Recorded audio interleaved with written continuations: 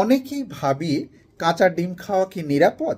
অনেক সময় আমরা সিনেমা এবং ফিটনেস ভিডিওতে দেখতে পাই কেউ কেউ কাঁচা ডিম সরাসরি খেয়ে নিচ্ছেন।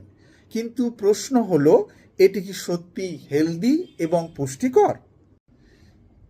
কাঁচা ডিমে সালমোনেলা নামে এক ধরনের একটা ব্যাকটেরিয়া থাকতে পারে, যে ব্যাকটেরিয়াগুলি পেট ব্যথা, বমি, জ্বর এবং ডায়রিয়ার কারণ হতে পারে। কাঁচা ডিমের সাদা অংশে থাকে এভিডিন নামের একটি উপাদান, যা আমাদের শরীরে বায়োটিন নামের ভিটামিন বি শোষণে বাধা দেয়। এই বায়োটিন আমাদের চুল এবং ত্বক গঠনের জন্য অপরিহার্য। রান্না করলে এই এভিডিন নষ্ট হয়ে যায়, তাই বায়োটিন শোষণে কোনো বাধা থাকে না।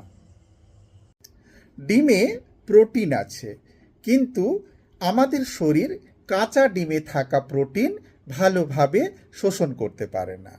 গবেষণায় বলছে যে রান্না করা ডিমের প্রোটিন আমাদের শরীর ভালোভাবে শোষণ করতে পারে।